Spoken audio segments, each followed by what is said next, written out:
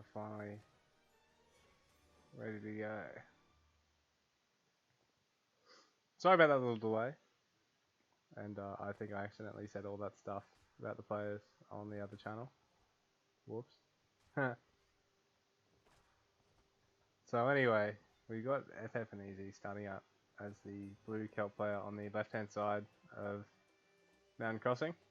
And on the right hand side we've got Neadeath as the red Greek player. So as I said on the other channel, unfortunately. FFNEZ, South American player that's been around the community. More of a casual sort of PvPer, but he's a pretty solid player in the intermediate ranks. Really solid macro. Usually got to play something funky to try and beat him. You will need Neadeath. Also, sort of an ex-top level player in a sense. He's just returning. French-Canadian player. Well, he's actually a French player living in Canada. And yeah, he's also known for really solid playing to late style of gameplay. So this could be quite a long game. Although, Neadeath might be looking at taking the initiative here. He's taking the early barracks, so it's likely he's probably going to want to try and put the kelp player on the back foot. Who, in the meanwhile, FFNEZ, he's taking a dock and just getting the wood to try and squeeze out an early fishing ship.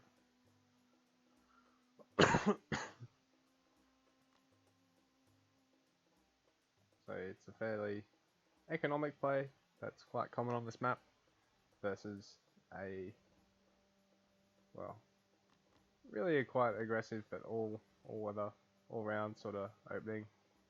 That's really common in the meta at the moment. It's good on any map with fairly short rush distances, or pretty much any map in general. But considering the short rush distance of this map, I think it could be quite effective. And the fact that that dock is outside the TC range, so FFNEZ is going to have to use his fishing boats in order to actually deny spearman pressure on the villagers, and possibly even have to force out a warship, considering his opponent can actually opt for a proxy dock. And likewise, Neadeath also has to be aware of the same thing coming from FFNEZ. Right now he's got a couple of spears, one in production, one out in the field. No barracks as of yet for the kelp player.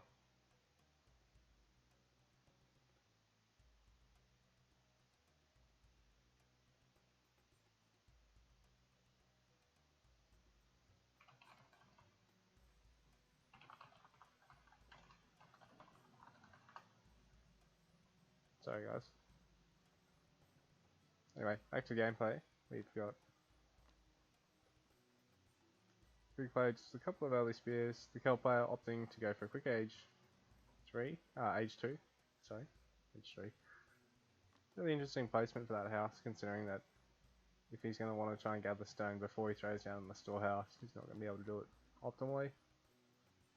Meanwhile, FFNEZ has used his in a probably a bit more of a standard position because he can fit the storehouse here. It's not interrupting the worker flow for the first 5 or 6 workers on the resource node. I think Neadeath might be opting for early aggression, considering his spear count. He hasn't actually pushed in with them. He's actually opting to get a 6th before he does so, and he's actually taken his age 2 without gathering any stone. So this is a nice force to help him defend, without really having to scout his opponent.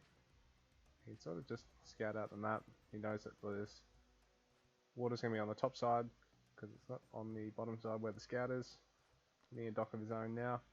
So Neadeath, he's actually a little bit behind economically in a sense. He's got the upgrades now coming in, but he's got a fishing ship. Well, his opponent's got 2 fishing ships up on him, and he's a little bit slower on the dock.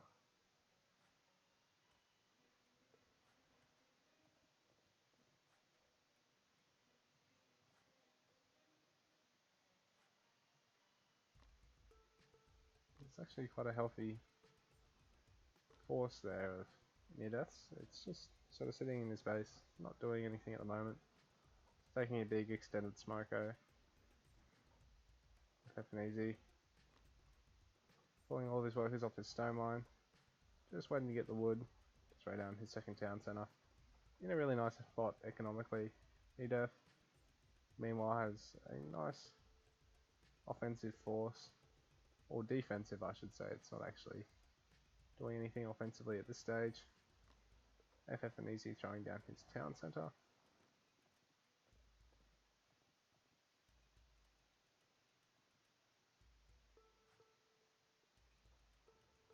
So I think the fact that he's gone for such a heavy force without doing anything while his opponent's gone for such greed.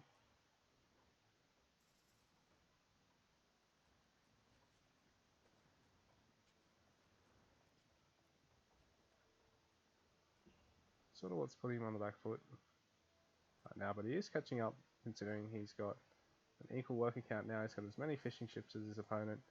He has got those economic upgrades. FFNEZ has only taken the wood upgrade. Neadeath has actually also taken his gold upgrade as well. His gold income is looking a little bit healthier despite being a worker down at the moment. Oh no. Yeah, he's actually 2 workers down on gold count. Yeah, he's doing a good job at making sure his opponent's not moving out at all. The Greek player is sort of free at this stage to transition to getting his second town centre and getting an archery range, possibly adding another barracks, archery range, or even a stable behind this. So both players look to be transitioning into the mid game without any aggression whatsoever.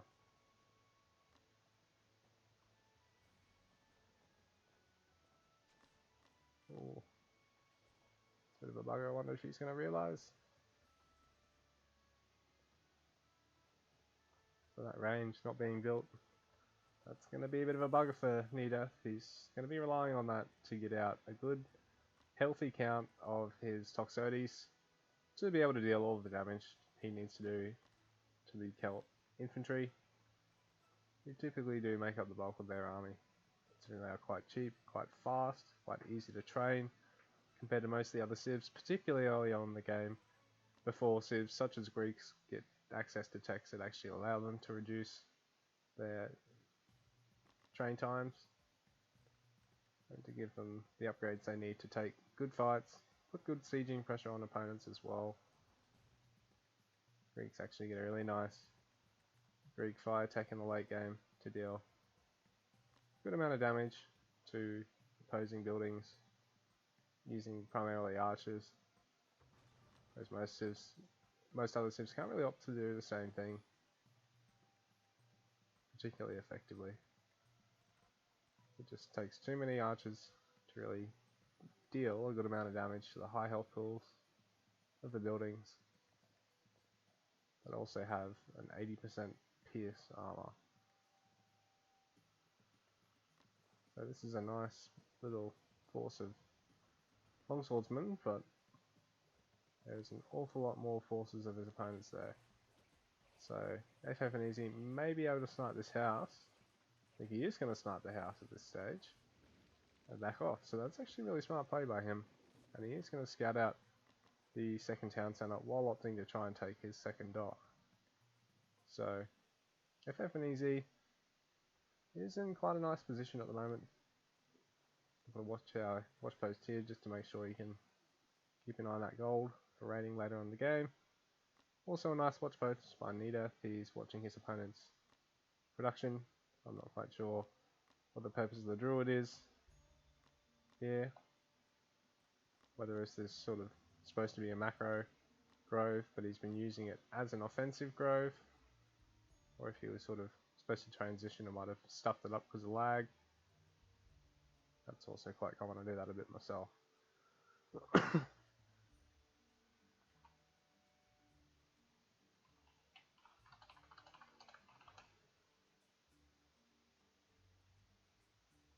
So we've got a big force of Neadeaths just heading down towards the bottom of the map.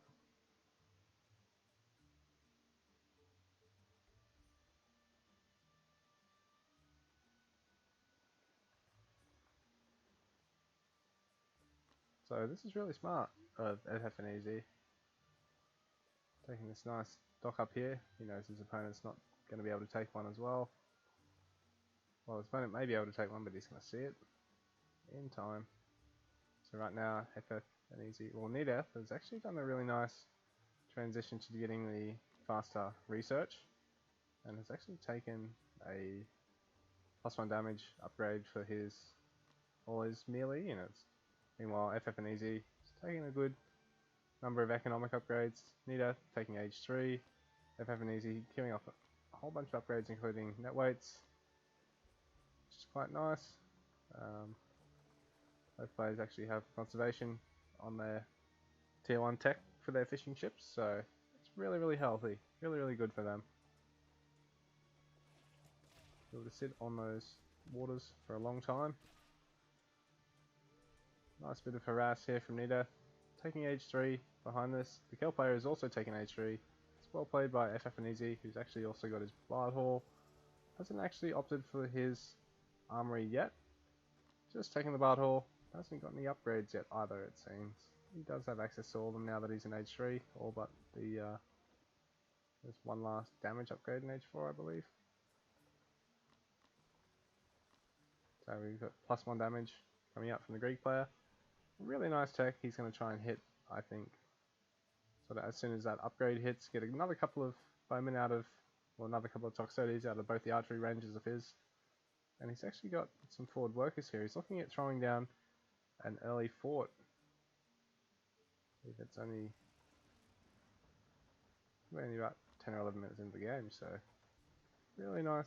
Oh no, he's actually getting forward production facility, so that's going to mean he's going to be able to cut down the waiting time, really try and diminish the effects of the defender's advantage that the Celt player is going to have, only having to travel to such a short distance to actually defend his base. This is sort of nice. I don't know if I would have forced it out yet without seeing the dock being built by my opponent, but it's also nice to have it in the sense that the fact that you're going to deny the dock before it can even be built. Neadeath's actually queuing up a whole bunch of upgrades while he throws down some houses. He's housed, so he's going, yep, I need to spend while I can. So he's queued up iron smelting, and he had another couple of upgrades as well.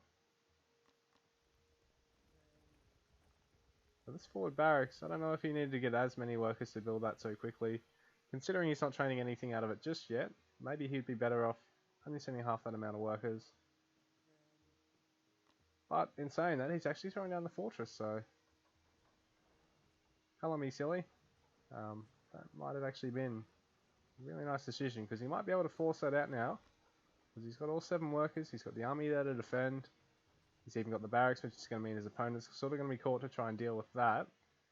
So this might be a nice play, because FFNEZ has army all around the map to try and deal some harass, but sort of just idling at the moment, and Neadeath, because he's got all of his army here, can be able to get this down and defend it. And Neadeath is quite good at doing this, making use of terrain and resources around the fortress to really force his opponent into a choke to take a fight against a very strong Greek army in frontal engages, because that's really where the Greeks excel, and especially when they can do this sort of thing where they can catch their opponent inside, still get the building off, all the villages are defended.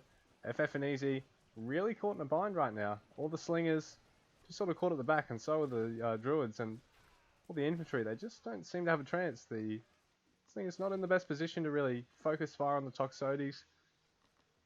Longswordsman just really getting caught under the fire of both the Hypaspis and the Toxotes there. So FFNEZ not in too healthy of a spot right now. Neadeath, really nice age 3 play. He's done this to me, and I've really been salty about it personally. So, really nice play by him. The siege workshop structured now, so he's going to have access to the rams. And the fortress, I don't know if it's going to survive, because there's just a really nice amount of archers here. Just being slowly stutter-stepped by the Greek player. So Neadeath is just behind in terms of production. I don't think he realizes he could have a little bit more army out right now, because he probably really could. He's really got the gold and the food to be able to do so, unless he's looking to try and take a quick age 4. I wouldn't have thought so, but here we go. There's a whole bunch of hypers being queued up. He's only on 52 villagers though. He's actually stopped his villager production. Actually got me coming out of the top TC. Maybe he hasn't actually got him down in the same control group, and that's hurting him. We've all made that mistake a couple of times, and FFNEZ doing a really nice job at securing his gold mines, taking nothing to chance, having them there, that 2000 health buffer. Have all the villagers garrisoned in, start repairing it around each side as well if it's like an all melee attack on it. They secure the top side. Doing a bit of harass on a Neadeath's gold, so it's really nice play by him as well. Neadeath, I think he is struggling a little bit economically, so to speak. I think he's realised how much he's actually cut his workers this game. He has got some nice upgrades in queue as well. Healthy count of battering rams. He's really good at sending in the battering rams in one spot, sending in his army in another, and really forcing his opponent to choose between saving the base or saving the fight. So it would get quite hairy here for FFNEZ. I think the score is a little bit misleading in a sense. I think if Neadeath just manages to secure another gold mine, I don't think he's going to have too much of a problem here. Meanwhile, FFNEZ, he's in a healthy spot economically, but does he have enough to defend? Because this is a really scary Greek force. He has got a big force himself. In fact, he's ahead in terms of population, but with the amount of with this forward position of the Greek player, and the fact that he's got a much higher ram count, in terms of the ranges, it's 40 range, 40 range, but Neadeath hasn't actually rallied to attack, and I think you only get about 38 or 39 range or something without actually rallying to attack. Or it might be you get 41 or 42 range when you do rally to attack. But anyway, Neadeath hasn't done it, and FFNEZ has, so he's going to be able to slowly bleed a bit of damage on his opponent's fortress. But this is also really nice from Neadeath, but he needs to get them out of here now because he's going to lose all 5 of them. That's going to be a big hit to his economy. I mean, to his base. Oh, meanwhile, up on the top side, FFNEZ is dealing some damage with the rams of his own, and Neadeath is forced to have to respond. Neadeath having lost all 5 rams then, so really nice by FFNEZ. Only trading 2 rams for 5. Dealing damage on the town centre, he's still up in terms of population, so Neadeath, despite being in such a nice position here in the mid-map, he hasn't really dealt much of a killing blow by any means. I think FFNEZ might actually have the upper hand, and in terms of the score, the longer things go on, I think the more things are going to look that way. That fortress being cancelled. I don't think they've actually seen the market.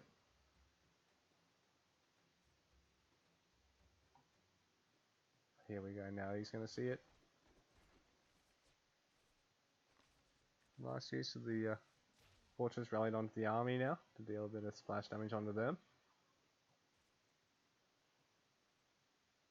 So Neadeath not really able to try and max out and press the advantage against the Kelp player. FFNEZ doing a much better job, I think, of maintaining a nice macro position. He's up 20 workers actually at this stage. Taking age 4 now. Well, they both are, but FF's is a little bit faster. Also got farm tech in queue. Neadeath hasn't actually started to offer any farm tech, and being Celt, if you do go for both farm tech and Gift of Druentia, you actually do have probably the best or second best food economy in the game. Really on par with the Babs.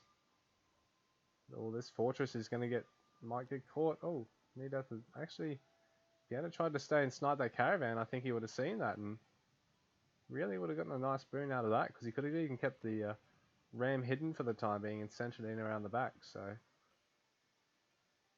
sort of things not opting out perfectly for him, but he does manage to snipe the fortress still. He needs to be careful not to throw away the rams. Both of them do, because they are quite an expensive unit. They are still 210 resources, so these Hyparspists are going to deal a whole bunch of damage to FFNEZ's economy. The longer they're there, the worse it's going to be for him. So it means he's going to have no market line effectively. He's just going to have bled all those resources he'd invested into trying to get that up. But both players have now got access to their siege. So we've got the stone thrower versus the Palintonon. So the Palintonon does actually have the attack range advantage, but I think it deals less actual damage.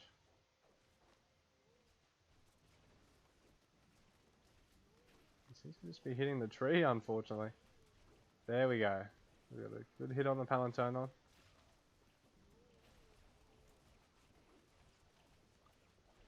Is he gonna get it? Oh, so he does. And he falls to the other Palintonon. And the Greek army is just too strong for the Celt one, it seems. And all those caravans have now been killed off as well. Those hypers are just sort of standing up there to defend. So Neadeath is in a wonderful position at the moment. That second Palintonon having finished off. A great deal here. FFNEZ is sort of pushed back onto his town centre now, and is forced to try and push out the champions. He's in a wonderful position in terms of his wood and food economy, but his gold economy now, especially having lost that market, things are really not looking too grand for him at the moment. He's still got the market, sorry, but it's in a terrible position for him. He's not actually able to make use of these caravans. He's going to have to try and just gather as much wood and food as he can and spend, and he hasn't actually got coinage tech either. Things are looking wonderful right now for Neadeath. FFNEZ, unfortunately his army is just crumbling. So a ram here relatively unopposed. It's going to get a couple of good shots off on the town centre before it falls. And FF is going to have to really struggle to keep this alive. There's a ballista in the back line as well for Neadeath, and Neadeath, it's a really nice composition now. It's got Peltas and Gastrophides entering the field, so it's going to be quite tough for FFNEZ to do anything other than try and make use of really well microed loads and try and bait and engage with something else, but he's not even going to have the units to get there. I don't think this main town centre of his is going to fall. And Neadeath is just relentless right now. He's just pushing straight into the base of FFNEZ. He's still trying to make use of the caravans, but they're all just falling still. He's got the fortress there to force the Hypaspis back, but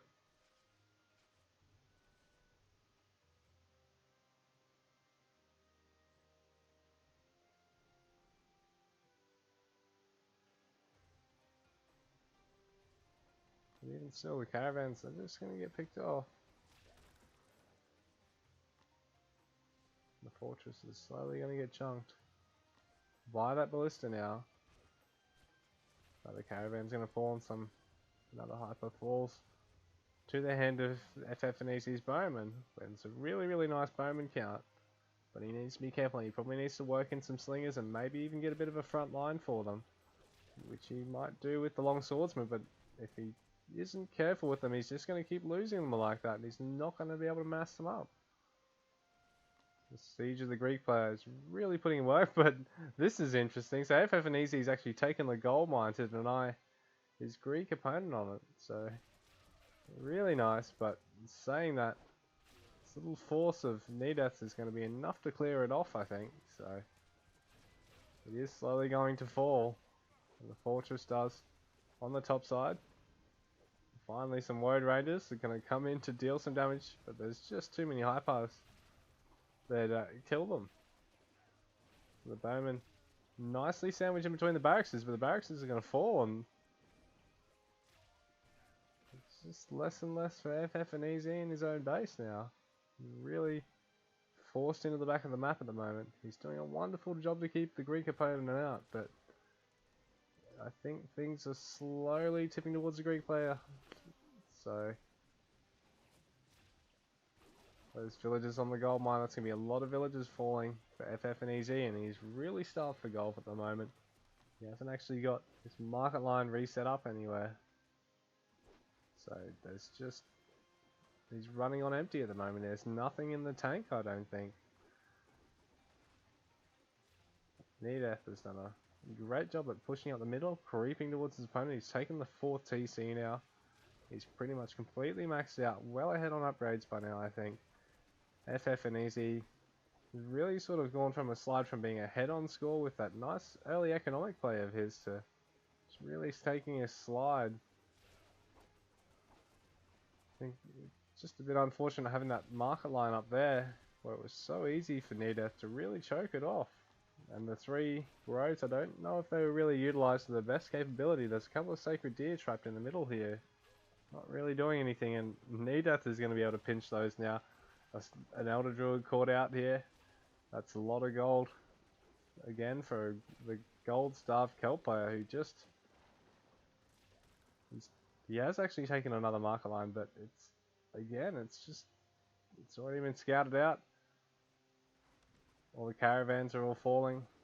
Neadeath is saying, I just want the caravans, I'm not even going to stick around to worry about them. Worry about the markets, and GG.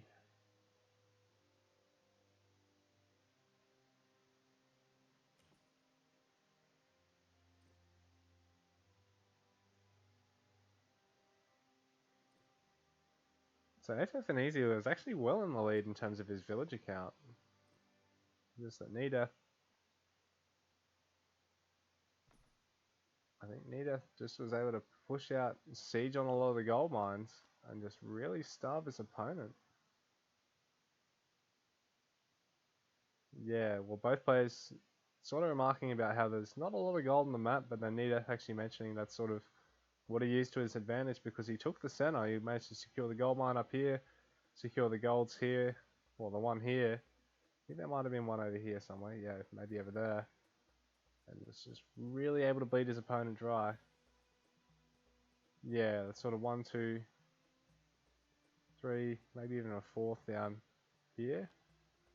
Yeah, so there's an awful lot of gold up for grabs in the middle, and if you don't secure it and your opponent secures all of it, you just end up so far behind.